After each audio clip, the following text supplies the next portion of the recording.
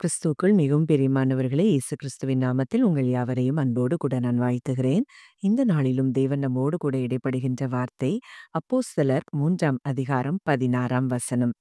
அவருடைய நாமத்தை பற்றும் விசுவாசத்தினாலே அவருடைய நாமமே நீங்கள் பார்த்து அறிந்திருக்கிற இவனை பலப்படுத்தினது.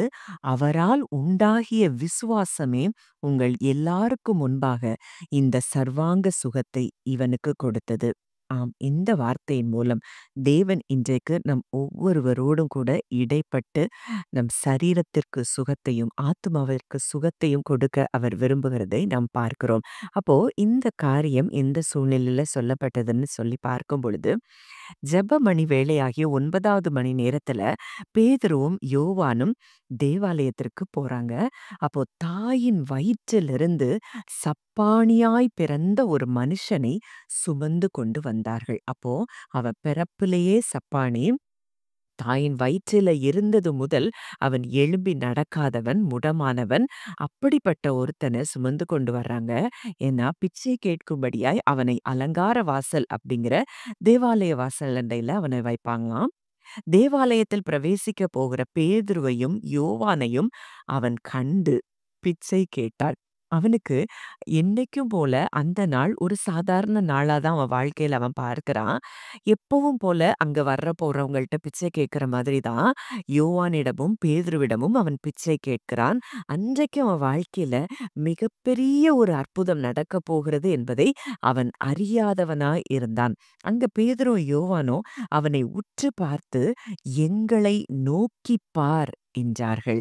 அப்போ அவங்க சொல்ற ஒரு வார்த்தை பேதுரும் யோவானும் எங்களை நோக்கி பார். காரணம், அந்த அபிஷேகத்தை அவர்கள் சுமந்து கொண்டிருந்தார்கள். அந்த கண்களில கூட அவங்க தேவனுடைய அபிஷேகத்தினால அவர்கள் நிரப்பப்பட்டு இருந்ததை நாம் பார்க்கிறோம். அவன் அவர்களிடத்தில் ஏதாகிலும் கிடைக்கும் என்று எண்ணி அவர்களை நோக்கி பார்த்தான். அப்போ ஒரு கான்டாக்ட் இருக்கு. அந்த அபிஷேகம் நிறைந்தவ அவர்களை அவங்க நோக்கி பார்க்க சொல்றாங்க. அவன் பிச்சை கிடைக்கும்னு சொல்லி நோக்கி பார்க்கிறான். அப்போ பேதுரு சொல்றாரு, வெள்ளியும் பொன்னும் என்னிடத்தில் இல்லை. என்னிடத்தில் உள்ளதை உனக்கு தருகிறேன். நசரேயனாகிய இயேசு கிறிஸ்துவின் நாமத்தினாலே நீ எழுந்து நட என்று சொல்லி வலது கையினால் அவனை பிடித்து தூக்கிவிட்டான். உடனே அவனுடைய கால்களும் கரடுகளும் பலன் கொண்டது. அப்ப பேதுரு சொல்றாரு, அப்பா, நீ எதிர்பார்க்கிற மாதிரி வெள்ளியோ பொன்னோ எங்க கிட்ட இல்ல. எங்க கிட்ட ஒண்ணு இருக்குது.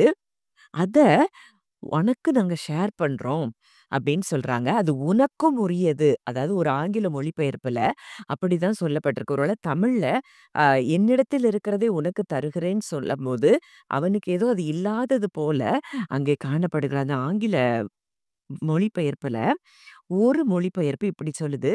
உனக்கும் உள்ளதுதான் அது. அந்த நாமத்த நாங்க உனக்கும் ஷேர் பண்றோம் அப்படின்னு சொல்லி, அந்த இயேசு கிறிஸ்துவின் நாமத்தை அவனுக்கு கொடுக்கறாங்க. அந்த நாமத்தினால நீ எழுந்து நடன்னு சொல்றாங்க. சொல்லி அவன தூக்கி விடுறாங்க. உடனே அவன் கால்களும் கரடுகளும் பலன் கொண்டத நம்ம பார்க்கிறோம். அவன் குதித்து எழுந்து நின்று நடந்தான். குதித்து தேவனை துதித்துக் கொண்டு அவர்களுடனே கூட தேவாலயத்திற்குள் பிரவேசித்தான்.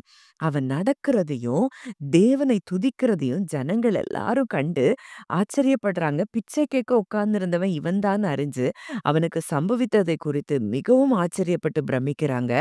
குணமாக்கப்பட்ட சப்பாணி பேதுரு யோவானை பற்றி கொண்டிருக்கையில ஜனங்கள் எல்லாரும் அவங்க கிட்ட ஓடி வரும்போது பேதுரு அதை பார்த்து சொல்றாரு, இஸ்ரவேலரே, இதை குறித்து நீங்கள் ஆச்சரியப்படுகிறது என்ன? எங்கள் சுய பக்தியினாலாவது சுய சக்தியினாலாவதா இவனை நடக்க பண்ணணும்னு நீங்க எங்களை பார்க்கிறீங்க. நாங்க எப்படி அவனை சுகமாக்கணும்? அவருடைய நாமத்தை பற்றும் விசுவாசத்தினாலே அவருடைய நாமமே இவனை பலப்படுத்தினது. அப்போ நம் தேவனுடைய நாமம் எதை செய்கிறது? அதாவது மரித்தவைகளை உயிர்ப்பிக்க கூடிய நாமத்தை தான் நாமும் பெற்றிருக்கிறோம். அந்த பேதுருவினிடத்திலும் அதுதான் இருந்தது. அந்த நாமத்தை அந்த முடவனுக்கு, அந்த சப்பாணியாய் பிறந்த அந்த மனுஷனுக்கு கொடுக்கும்போது, அந்த சப்பாணியாய் பிறந்து தாயின் வயிற்றிலிருந்து பிறப்பிலேயே சப்பாணியாய் இருந்து மரித்துப் போன எலும்புகள், நரம்புகளை உடைய அந்த சப்பாணிக்கு ஒரே நொடி பொழுதுல அவைகள் எல்லாம் ஜீவன் பெறுமென்றால், இன்றைக்கு அதே நாமத்தை உடையவர்கள் தான் நாமும். அப்போ இன்றைக்கு அந்த நாமத்தை உடையவர்களாய் நாம் இருக்கிறோம் என்ற அந்த அசைக்க முடியாத நம்பிக்கையும் விசுவாசம் நமக்கு வரும்போது, நம் சரீரத்திலும் மரித்தவைகள் எல்லாம் உயிர் பெறும் என்பதில் சந்தேகமே இல்ல. அப்போ அதுல நம்ம சில பகுதிகள் இந்த வசனத்துல இருந்து நம்ம பார்க்கும்போது, இந்த சுகப்படுத்துகிற வல்லமை அது எங்கிருந்து வருது? இயேசுவின் நாமம் அப்படிங்கிற வல்லமையில வருது. அது எதை குறிக்கிறது அப்படின்னு சொல்லி பார்க்கும்போது, தேவனுடைய அத்தாரிட்டியும், பவரையும் குறிக்கிற காரியமா இருக்குது. நமக்கு நல்லா தெரியும். அவருடைய நாமத்துக்கு எல்லா நாமத்துக்கும் மேலான நாமத்தை அவருக்கு கொடுத்திருக்கும்போது, அந்த சப்பாணி, அந்த முடவன், அந்த மரித்துப்போன உடல் பகுதிகள் அதுவும் அவருடைய நாமத்திற்கு கீழ் தான் இருக்கிறது. அந்த நாமத்தை சொல்லும்போது, அது சுகமடைகிறத நம்ம பார்க்கிறோம்.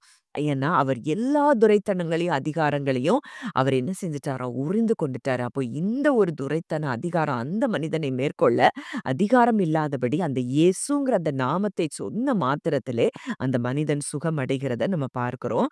அப்போ விசுவாசம் தான் அந்த பவர, அந்த இயேசுங்கிற நாமத்துக்குள்ள இருக்கிற அந்த வல்லமைய, அது அதை விடுவிக்கக்கூடிய அத அன்லாக் பண்ற பவர் எதுக்கு இருக்குன்னா, விசுவாசத்துக்கு இருக்குது. அப்போ இன்றைக்கு நமக்கும் அதே விசுவாசத்தை தான் தேவன் கொடுத்திருக்கிறார். இன்னைக்கு நம்ம அதை இன்னும் அன்லாக் பண்ணாம இருக்கிறதுக்கு காரணம், அதை நம்ம அந்த விசுவாசத்தை பயன்படுத்தி, இயேசுவின் நாமம் எனக்கு கொடுக்கப்பட்டிருக்கிறது. அந்த நாமம் இன்றைக்கு என்னை சுகப்படுத்துகிறது அப்படிங்கிற அந்த விசுவாசத்தோடு நீங்க அந்த நாமத்தை சொல்லும்போது, அந்த நாமத்துக்கு கீழ எல்லாம் முடங்கும் என்று சொல்லி நம்ம அறிந்திருக்கிறோம். வானோர், பூதலத்தோர், பூமியின் கீழானோருடைய முழங்கால் யாவும் முடங்கும் நாமம். அந்த நாமம், அந்த நாமம் இன்றைக்கு உங்க சரீரத்துல எந்த பலவீனங்களா இருந்தாலும் சரி, எந்த உறுப்புகள் மரித்து போயிருந்தாலும் சரி, அவை உயிர் பெற்று எழும்பும். அந்த பலவீனங்கள் மறையும் என்பதுல சந்தேகமே இல்ல. அவங்க சொல்றாங்க, இது முழுக்க முழுக்க இயேசுங்கிற நாமத்தினால தான் நாங்க சுகமாக்கணுமே தவிர, எங்களுடைய பலன் இதுல ஒண்ணுமே இல்ல. அதை விசுவாசிக்கிற அந்த விசுவாசமும் தேவனிடத்திலிருந்து ஈவாய் எங்களுக்கு கொடுக்கப்பட்டிருக்கிறது அப்படின்னு சொல்லி அவங்க சொல்றத பார்க்கிறோம். அப்போ இன்றைக்கு இது ஒரு பெரிய ரெஸ்டோரேஷன் அங்க நடக்குது. அந்த முழுமையான அந்த ரெஸ்டோரேஷனுக்கு 2 காரணம். இயேசுவின் நாமம், அவரை பற்றும் விசுவாசம். இந்த 2ம் இருந்தா போதும். நம்ம வாழ்க்கையில எதையும் ஜெயிக்க முடியும். நம் சரீரத்தில் சுகத்தை நிச்சயம் பார்க்க முடியும். ஜெபிக்கலாம். நல்ல தகப்பனே, நன்றியோடு உம்மை துதிக்கிறோம், ஸ்தோத்தரிக்கிறோம் அப்பா. இந்த நல்ல நாளிலும் எங்களோடு கூட இடைப்பட்ட இந்த வார்த்தையின்படி, அப்பா இதை கேட்கிற சரீரத்தில் பலவீனப்பட்டு, சரீரத்தில் உறுப்புகள் ஆண்டவரே மரித்து போயிருக்கிற ஒவ்வொருவருடைய உறுப்புகளையும் பார்த்து நான் பேசுகிறேன். இயேசுவின் நாமத்தினாலே அந்த மரித்த உறுப்புகள் இப்பொழுதே உயிர் பெறட்டும்.